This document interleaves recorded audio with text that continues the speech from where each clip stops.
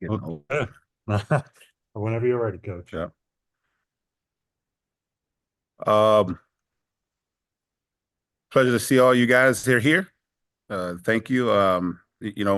We are entering into our ninth game of the season, and through nine weeks. I've just really been pleased with uh, the way that our guys have been working throughout practice.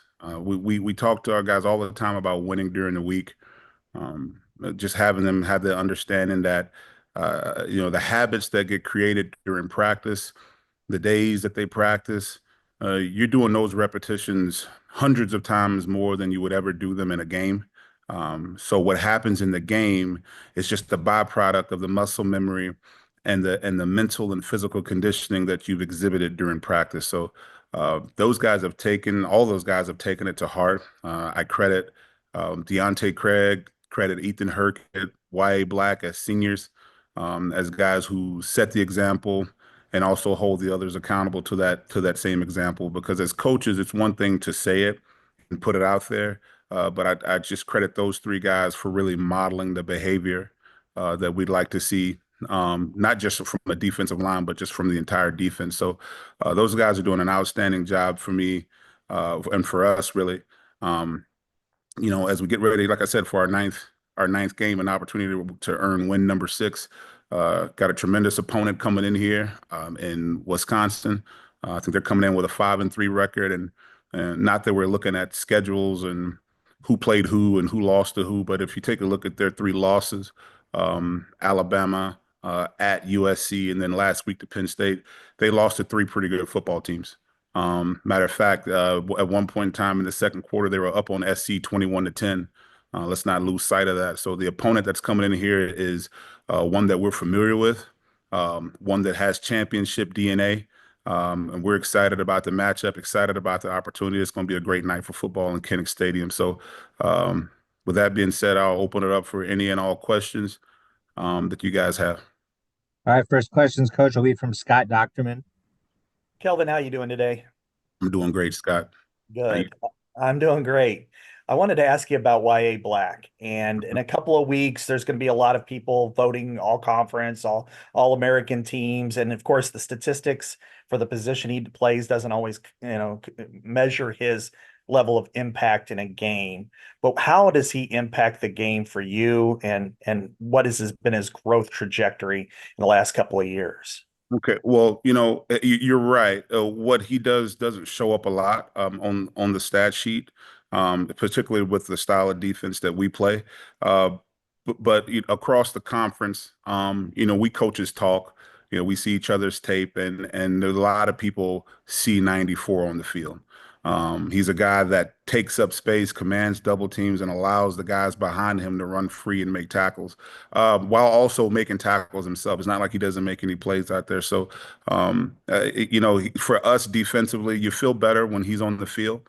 He's a guy that's a vocal leader as much as he is a leader by example. He's a guy that can set the front for us defensively. That he's a tremendous communicator. All the little things that you probably don't see because you get blinded by his 6'6", 325-pound frame, but all the little things that a coach wants on the field. He gives that to us, and like I said, you feel good when he's on the field. And as far as all conference things, he's a first team Big Ten player to me. The numbers might not show it, but that's the type of impact that he has for us. And the past 5 years that we've been with him, my grandma used to say the one that's the quietest is the one who's doing the most listening. And early on, the YA's first 2 years, maybe first 3 years here, he was really quiet, but he was listening. He was paying attention. He was soaking up everything, both from on the field and off the field, playbook things. He was doing all those things, and now we're getting a chance to, witness the exuberance and the real personality of a guy who has a grasp of what we're trying to do defensively, and I think is finally comfortable in his own skin from a social aspect as well. So, just really proud of him and his growth and what he's done over the past 5 years here. Next question is from Chad Leistico. Hi, good morning, Kelvin. Excuse me. Yep. Looks like your path crossed with AJ Blazix at Iowa. He's now their offensive line coach at Wisconsin. Just curious if you see some of his DNA in this offensive line? I know it's a veteran group, and what are the challenges going up against this group this week? Yeah. So yeah, crossed paths with AJ. I was a freshman on that 2000 team where he was a senior and I was a scout team defensive lineman and he was a starting center. So we locked horns quite a bit. We also crossed paths when he was at Winona State in Winona, Minnesota as the offensive line coach. I was the offensive line coach at Wayne State College in Wayne, Nebraska, and we 50 pointed him a couple of times. I always make sure that he remembers that. But no, really, like the group, AJ's an outstanding coach. What he learned here, just in terms of, from Coach Ferentz, Coach Morgan, in the Joe Moore approach, they're all Wisconsin's always had a good offensive line, at least since, I've been familiar with them. The offensive line's always been the bell cow of the unit. And that's true again this year. They got an outstanding group. And what I see technically, probably a little bit more movement in terms of the knees and the backside elbow and the aiming points. I see those guys are running a little bit more, and I know that's a product of what AJ's done there. So, but like you said, veteran group. Three of the five guys that we played last year are back, and it's going to be a tough battle. This game has always been about the trenches. I think the trophy is appropriate with it being a bull. Because it is a line of scrimmage game. It always has been with Wisconsin, and we're looking forward to the challenge. Next question is from John Steppe. Hi, Kelvin. Good to see you. Wanted to ask about Brian Allen. What's kind of stood out to you from him kind of over this last year, and what do you see as kind of the next step for him in his development? Yeah, well, Brian has been, obviously a lot of people have talked about him, and I'm just really excited about what he's done this far this year. Just understanding, he has a role for us. Coming in off the bench, off behind Herkett and behind Craig, but he also understands that when he gets in the game. For him, it's about production. When we sub those guys, him and Max Llewellyn, we're looking for a spark. We're looking for them to, kind of stir the pot a little bit, and they've done an excellent job doing that.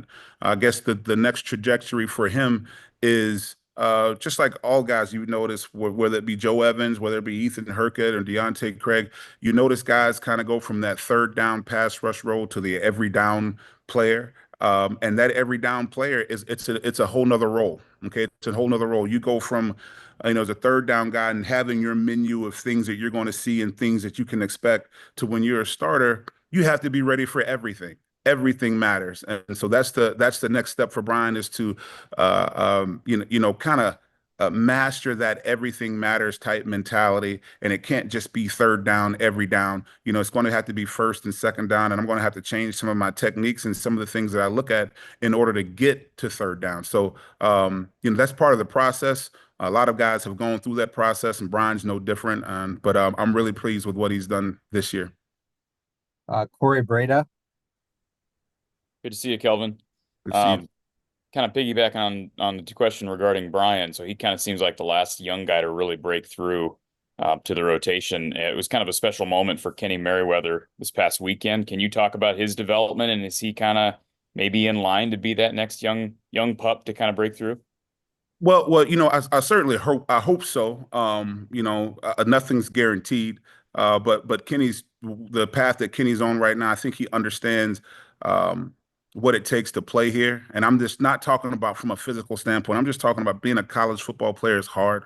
From the academic requirements, the football requirements, the social requirements, and the distractions that come in that and that nature. You really have to be focused and have your mind in the right place if you're going to be a good college football player. And Kenny's starting to understand that. He's just a redshirt freshman, and quite honestly, he didn't spend a lot of time with us last year as a redshirt because he had some academic things that needed to be tightened up. Understand that academics are going to come before football. So, he's still very green, but we're excited about him because he has ability. He's got infectious joy when it comes to practice. He's not a guy that I'm having to pull something out of. He's not a guy that's coming in that's really moody.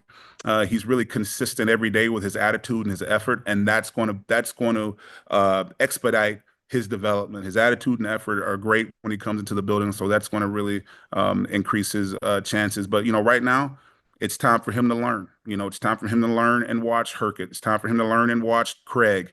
okay, and Brian Allen and Max Llewellyn, and when his numbers call like it was on last Saturday, you got to be ready to perform. But we're really excited about Kenny, and his development both physically and off the field, and in terms of retention and staying around and all those things, like I'm excited for his future. Tyler Tashman. Hi, Kelvin. Hope you're doing well. Just curious, some of the younger, I know you have a fair amount of younger guys in your room, freshmen. Just what have you kind of seen from them behind the scenes and just their development, where that the group, but behind the guys that we see on Saturday are at right now. Are you talking about the class that just came in, or are Ye- you talking about guys that are like kind of in the middle of that? Yeah, yeah, like freshmen like Chima and stuff. Gotcha. Yeah. Well, all those guys. So talk about Chima Chineke, Joseph Anderson, Drew Campbell, Devin Kennedy, Trent Cake Rice, Ethan Agakakan, like all those young freshman guys that we have that came out are all doing an outstanding job. I love their enthusiasm. I love the way that they take coaching, not just from me, but from the older guys. And if the older guys are giving you a hard time, but if the older guys are paying attention to you, that's a good thing because that means that they see something too. And I always ask the freshmen, if you could go back to high school football, what would it be like? And they all say, Coach, I would have been dominant. I would have been so much better even in the weeks that they were here than from high school, which I think gives you an idea of how big a jump it is. Like it is a huge jump to come from a high school player to a college player, especially in a system like this and the attention to detail that we ask those guys to pay attention to. The game is night and day to them right now, and I'm just really excited with their growth physically in the weight room. I'll look at Joseph Anderson for one. Joseph Anderson was a tall, still tall, skinny kid. I think he was like 216 pounds when he showed up here in June. He's already up to 232. He's working in the right direction and still keeping that athletic ability. So I'm excited about the future of those guys. We had a little live football with them today. Let them tackle a little bit. So I think the future's bright, man, if we can keep them all here. Tom Kicker. Hey, Kelvin, good to see you. Good to see you. Wanted to ask you about one of the big questions coming into the season was the depth at D tackle. I wanted to ask you about how you've seen that group develop this season. The depth is, I think you've seen in the past couple of games. I think Michigan State and Northwestern, the emergence of Will Hubert.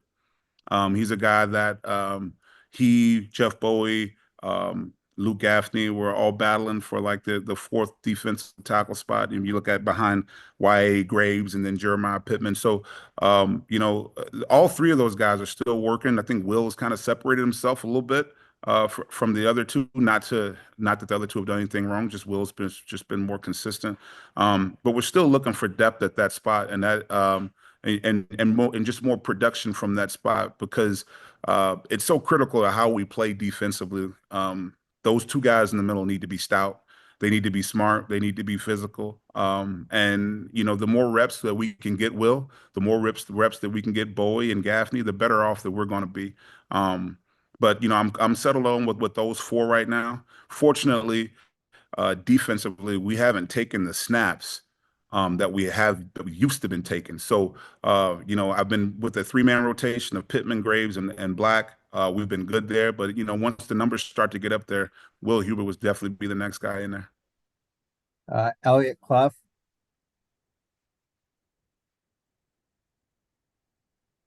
Just realized my mic was on mute. Sorry about that. Hey, Kelvin, good to see you. Yep. So you mentioned Jeff Bowie in there. I know he's dealt with some injuries and inability to stay on the field, but also Will Hubert. I know it kind of seems like everything you just said confirmed it, but solidified that spot in there. But how's Jeff doing? I know he got hurt again at the beginning of the season too. And how is he doing in terms of moving forward and staying healthy?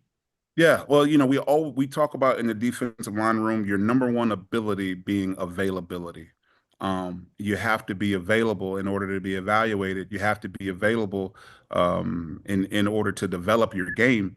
And unfortunately for Jeff, and it's no fault of his own, but that's just the injury bug has been around him that's made him miss a considerable amount of time.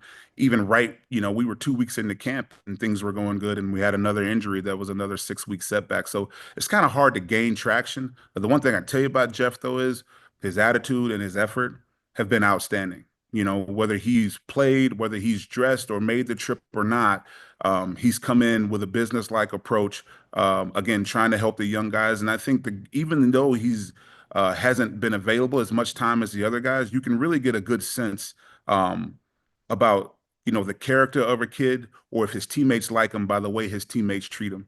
And even though Jeff, like I said, hasn't played as much as the other guys, he's a guy that has a lot of respect in the room. The guys, enjoy him. They enjoy his comments. They enjoy what he's done, just having him in the room. And so that to me is the ultimate. That's what you want. You want a good teammate. Not everybody's going to be an All-American. Not everybody's going to be all Big Ten. Not everybody's going to play. Okay. But, the work that you do, regardless if you play 100 snaps or no snaps, your teammates notice that. Okay. That's the standard that we talk about. And Jeff's upholding that standard. We'll go 4 more questions, Kelvin. First one is Chad Leistico. Hey, Kelvin, just circling back to kind of your rotation and snap counts. That's something I count or go back, look through every week, is the snap counts, and it's amazing how you distribute them like pretty evenly. It seems like you do a really good job rotating 7 and somehow limiting the D tackle snap counts. But I'm curious, how do you meditate or think about it going in exactly what you want, or is it a game feel type of thing? I'm just curious your process, because it seems like every week you look at the snap counts, it's like, okay, like there's 34 for Craig, 30, 27 Llewellyn, like it's really evenly distributed. Well, Chad, don't forget that I'm a math major now, so I pay attention to numbers, but that's not the reason why. It's really it's based off the rotation in practice. I mean, you guys aren't fortunate enough to see us practice, but we have different periods.